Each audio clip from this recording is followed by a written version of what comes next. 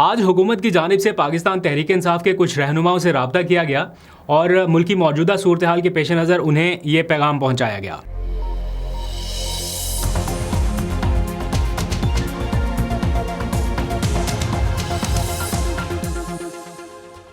बिस्मिल्लाहिर्रहमानिर्रहीम, अस्सलाम वालेकुम। पाकिस्तान और दुनिया भर में देखने और सुनने वालों को अब्दुल कादिर का सलाम। पाकिस्तान में 4 मई शाम के 6 बज चुके हैं। अब तक की जो लेटेस्ट अपडेट्स हैं वो आपके सामने रख देता हूं, क्योंकि आपको पता है इस टाइम कुछ लेटेस्ट एक्टिविटीज़ हो रही हैं, अहम इवेंट्स जो है वो होने जा रहे हैं। और इसी दौरान पाकिस्तान तहरीक इंसाफ की एक सरप्राइज़ मूव सामने आई है। ऐसा लग रहा है कि कारकुनान का जो दबाव है, प्रेशर है, वो बढ़ता जा रहा है और बड़े वाज़े अंदाज में ये पैगाम दिया गया है कि APC बुलाओ, खान को लाओ। और अब तो कारकुनान ने हल्फ उठाना शुरू कर दिए हैं। ये सारा माजरा है क्या, आपको पूरी तफसील बताता हूँ। आपके इल्म में है कि आज अब से कुछ देर बाद, आपको पता है जब आप ये व्लॉग देख रहे होंगे तो शायद आपके इल्म में आ चुकी हो कि ये ब्रीफिंग जो है वो हो चुकी है हुकूमती तर्जुमान और फ़ौजी तर्जुमान की जानिब से, यानी अता तारड़ और DGISPR की जानिब से एक प्रेस ब्रीफिंग का अहतमाम किया गया था तमाम सियासी जमातों के लीडरान के लिए कि जनाब उनको दिफाई सूरत हाल के हवाले से बताया जाए। और कल रात तक, बल्कि आज सुबह तक जो मैंने व्लॉग किया उसमें मैंने मालूम करके आपको बताया था कि PTI के लोगों में से किसी के पास दावतनामा नहीं पहुंचा। लेकिन दिन में कुछ राब्ते हुए हुकूमत की जानिब से, जिसकी बाज़ाब्ता तस्दीक की गई साहिबजादा हामिद रज़ा की जानिब से। उन्होंने अपने ट्विटर पैगाम में भी बता दिया कि वजारत इत्तलात की जानिब से उनसे रब्ता हुआ। इसी तरह बैरिस्टर गौहर से भी कोई ना कोई रब्ता हुआ। तो 2 लोगों तक, चूँकि हामिद रज़ा जो है वो सुन्नी इत्तेहाद कौंसिल की नुमाइंदगी कर रहे हैं, बैरिस्टर गौहर चेयरमैन PTI हैं, तो दोनों से रब्ता करके उन्हें इस ब्रीफिंग का हिस्सा बनने के लिए पैगाम दिया गया हुकूमत की जानिब से। लेकिन ज़ाहिर बात है ये दोनों शख्सियात जो हैं, हामिद रज़ा तो शायद अपने तौर पे डिसीजन कर सके, लेकिन जो बैरिस्टर गौहर है ये अपने तौर पे कोई डिसीजन नहीं कर सकते। तो उन्होंने बुलाया, पता भी था कि ये कोई ना कोई ऐसा मैसेज आएगा, तो स्टैंड बाई पे थी PTI की पॉलिटिकल लीडरशिप और सियासी कमेटी। तो जनाब इजलास हुआ और उस इजलास में ये दावतनामा भी सामने रखा गया और मौजूदा सूरत हाल भी। और एंड रिज़ल्ट इसका ये निकला कि PTI इस ब्रीफिंग में शिरकत नहीं कर रही। इम्कान ये था कि शायद शिरकत कर ले, क्योंकि उनके बयानात कुछ इस तरह के आ रहे थे कि जनाब हम जो है वो अपनी फ़ौज के साथ खड़े हैं इस क्रूशल टाइम पे, और सारे इस तरह की डिसीजन, बल्कि एक करारदाद भी उन्होंने पेश की थी यौम तासीस के मौके पे, आपको याद होगा। लेकिन जब ये इजलास हुआ तो इसमें सरप्राइज़ मूव के तौर पर PTI ने इस ब्रीफिंग का हिस्सा बनने से माजरत कर लिया कि जनाब हम इस ब्रीफिंग का हिस्सा नहीं बन सकते। उसकी वजह उन्होंने क्या बताई, इसलिए नहीं कि वो किसी के साथ नहीं खड़े या इस मौके पे कोई यूनिटी का मुजाहरा नहीं करना चाहते।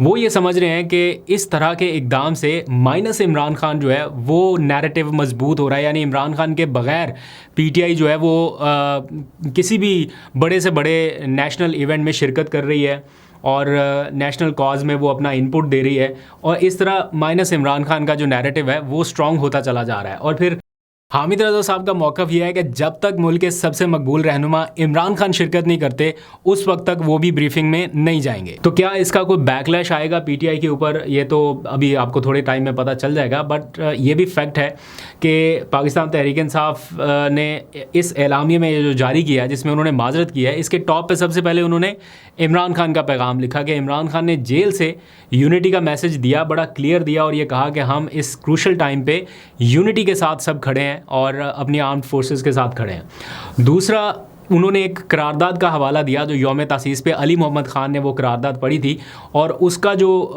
ज़्यादातर हिस्सा था या बड़ा मरकज़ी हिस्सा था वो भी यही था कि हम भारतीय जारहियत की मज़म्मत करते हैं और इस मौके पे अपनी मुसल्लह अफवाज के साथ खड़े हैं।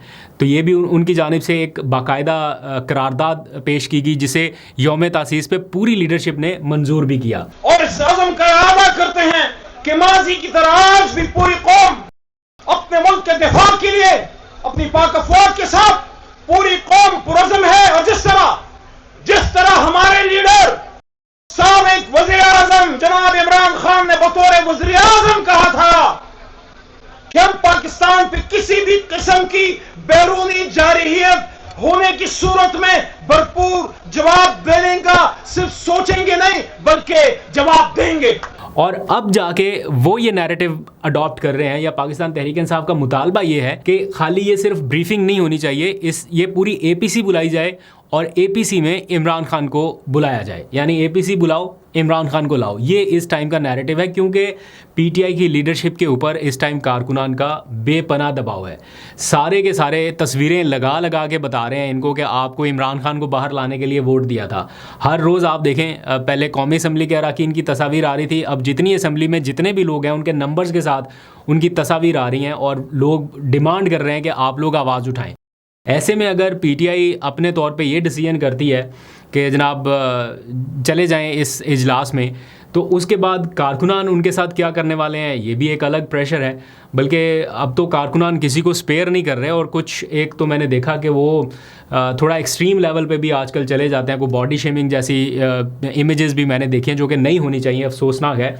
कभी बैरिस्टर गौहर की और कभी अली अमीन गंडापुर की। ठीक है, इख्तलाफ राय जो है वो होता है हर जगह पे, लेकिन थोड़ा सा मुझे लगता है कि एक्सट्रीम हो गया। और ये एक्सट्रीम जो है ये प्रेशर बिल्ड कर रहा है पीटीआई की लीडरशिप के ऊपर कि वो कोई ऐसा वैसा डिसीजन अपने तौर पे अब कर ही नहीं पा रहे कि जनाब कारकुनान ने नहीं छोड़ना। और कारकुनान आपस में भी इस टाइम सोशल मीडिया के ऊपर जिस तरह से दस्तो गिरेबा हैं, आप वो देख ही रहे हैं कि इसके ऊपर भी तनकीद, उसके ऊपर भी तनकीद, आपस में भी वो करी जा रहे हैं। और अब जो है वो उन्होंने, मैंने देखा कि हल्फ उठाना शुरू कर दिए हैं खुद ही से लिख लिख के कि जनाब हम सिर्फ इमरान खान के लिए आवाज़ बुलंद करेंगे और आपस के इख्तलाफात में नहीं पड़ेंगे, किसी एजेंडे पर नहीं चलेंगे, किसी के कहने पर नहीं चलेंगे। अब थक गए हैं मेरा ख्याल, वो देख रहे हैं कि इसका कोई फ़ायदा नहीं हो रहा, उल्टा नुकसान हो रहा है, तो अब उन्होंने खुद से हल्फ उठाने शुरू कर दिए हैं। बट पार्टी की जो लीडरशिप है उन्होंने आज के दिन ये डिसीजन किया। क्या एपीसी हो पाएगी, क्या इमरान खान साहब आ पाएंगे, यूनिटी का मैसेज चला जाएगा, ये इस टाइम के क्वेश्चन हैं। बट फैक्ट यही है कि पाकिस्तान तहरीक इंसाफ के बगैर, इमरान खान के बगैर नेशनल यूनिटी का जो एक मैसेज है जो देना चाहिए और दिया जाना चाहिए, वो शायद उस तरह से अकम्पलिश नहीं हो पाएगा। तो देखते हैं इसमें क्या कोई स्टेप होता है, क्या पीटीआई के ऊपर कोई सख्ती बढ़ जाएगी इसके नतीजे में। वो कहते हैं ऑलरेडी इतनी बड़ी हुई है, अब और क्या रह गया है बाकी। और जहाँ तक बात है कि पाकिस्तान तहरीक इंसाफ अपना मौक़िफ़ कहाँ पे रखेगी या वो कहाँ पे स्टैंड करती है, तो कल आपको पता है कौमी असम्बली का इजलास होने जा रहा है और उस इजलास में सारा एजेंडा ये है, ये पाकिस्तान इंडिया टेंशन, इस पे मेरा ख्याल है वज़ीर दिफा भी अपना बयान दे देंगे, फिर वज़ीर आज़म की हैसियत से शहबाज शरीफ भी कोई ना कोई तकरीर कर सकते हैं, एंड इसी तरह अपोजिशन लीडर या पीटीआई के जो लोग हैं इनको भी मौका मिलेगा। तो फ्लोर ऑफ द हाउस जो है वो भी, यानी पार्लियामेंट का फ़ोरम इस्तेमाल करते हुए या फ्लोर इस्तेमाल करते हुए भी अपनी आवाज़ बुलंद की जाएगी, तो वहाँ पर भी तकारीर होंगी। तो कल का दिन भी बड़ा अहम होने जा रहा है, तो मैं आपको वहाँ से भी अपडेट करूँगा।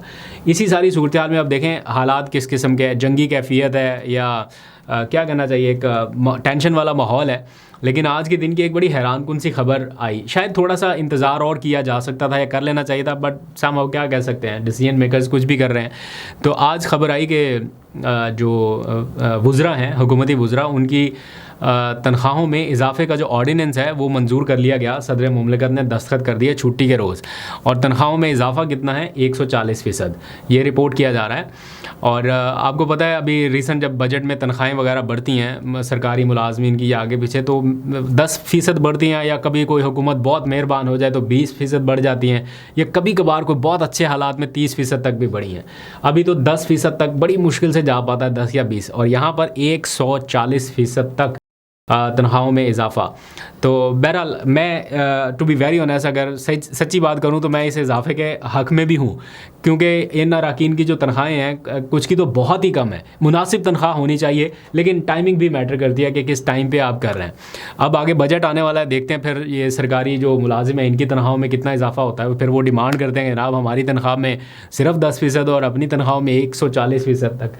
तो आपको अपडेट करेंगे। दूसरी तरफ क्या हो रहा है, दिलचस्प एक्टिविटीज़ जारी हैं। पाकिस्तान तहरीक इंसाफ का जो सिंध चैप्टर है वो बड़ा एक्टिव है आजकल, और उन्होंने कोई सलाम सिंध मार्च शुरू किया, और एक बिल्कुल अलग थलग ही वहाँ पे एक्टिविटीज़ चल रही हैं। सिंध में बड़ी एक्टिविटीज़ हैं, और हमने देखा आज काफ़ी रौनक है उधर कराची के मुख्तलिफ रेलवे स्टेशन पर। हलीम आदिल शेख कोई ट्रेन मार्च शुरू कर चुके हैं, और काफ़ी अच्छा खासा रश देखने में आ रहा है। मैंने पिछले दिनों में भी आपको बताया था कोई 1000 से ज़ायद इवेंट्स उन्होंने ऑर्गेनाइज़ किए हैं, और ये तादाद अब बढ़ती जा रही है। तो काफ़ी मूवमेंट जो है वो नज़र आ रही है। पंजाब के मुकाबले में या इधर मरकज़ के मुकाबले में तो बहुत ज़्यादा है। केपी में एक्टिविटीज़ हम देख रहे हैं कि कन्वेंशंस वगैरह हो रहे हैं। आज शायद हंगू में होना है।